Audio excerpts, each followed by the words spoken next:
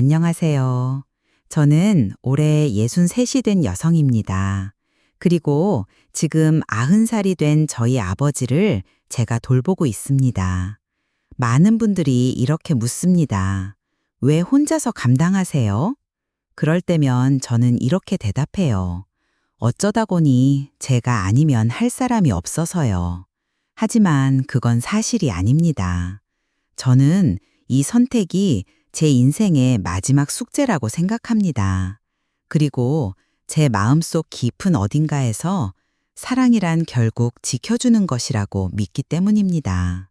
오늘은 저의 이야기를 들려드리려고 합니다.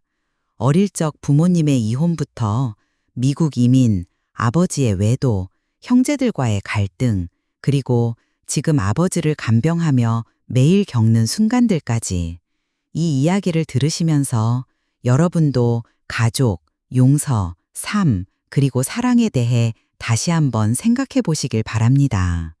저는 8살 때 부모님이 이혼하셨습니다. 그날의 기억은 너무나 선명합니다.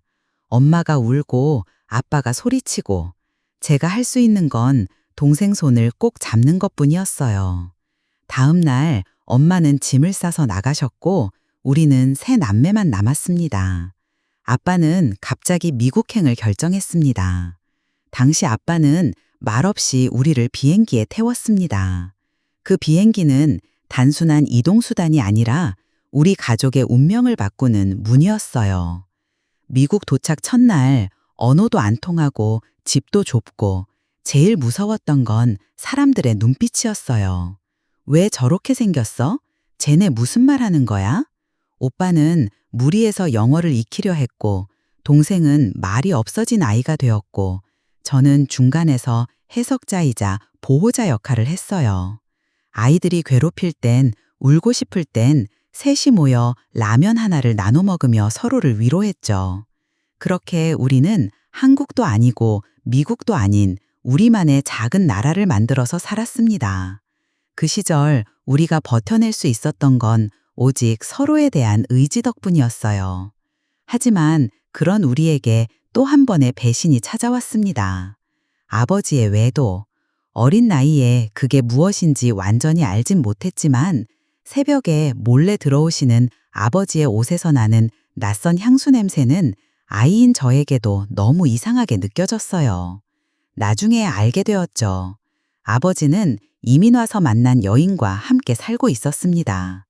그 사실을 안 날 오빠는 집을 나가 밤새 돌아오지 않았고 동생은 아버지와 말을 끊었습니다.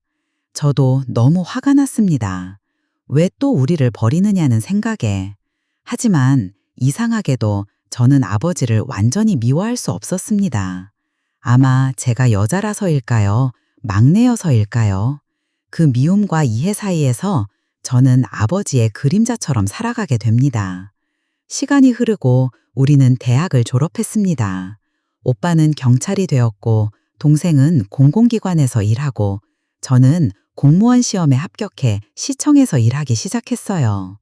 우리 셋은 사회적으로 성공한 것처럼 보였지만 그 어떤 날도 셋이 모이진 않았습니다. 아버지는 그때도 혼자였어요. 그 여인도 결국 떠났고 건강도 점점 나빠졌습니다. 오빠는 연락을 끊었고 동생도 그 사람은 우리 아버지가 아니다라며 냉담했습니다. 그리고 결국 아버지의 마지막을 지키는 일은 제 몫이 되었습니다. 아버지가 뇌경색으로 쓰러지셨을 때 병원에서 장기요양시설을 추천했어요. 하지만 저는 아버지를 제 집으로 모셨습니다. 매일 기저귀를 갈고 죽을 끓이고 밤마다 누구냐 하고 중얼대는 아버지를 바라보며 저는 수없이 눈물을 흘렸어요.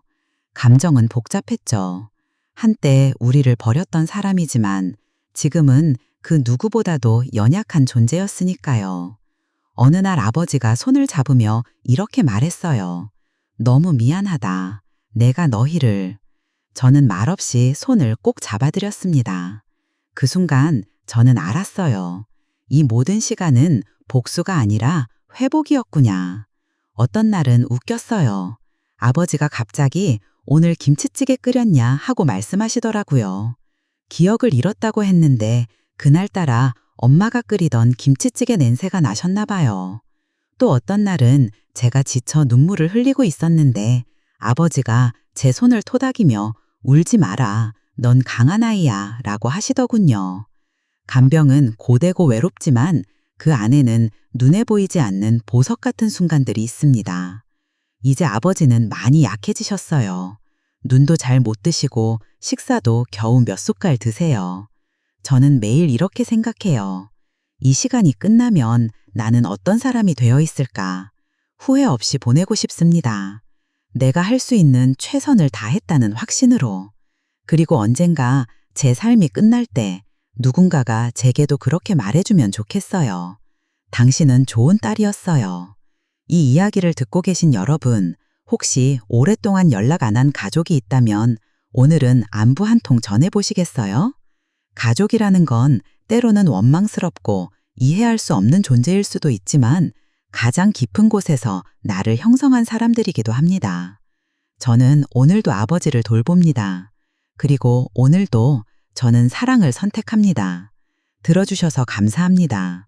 제 이야기가 누군가에게 작은 위로가 되었기를 바랍니다.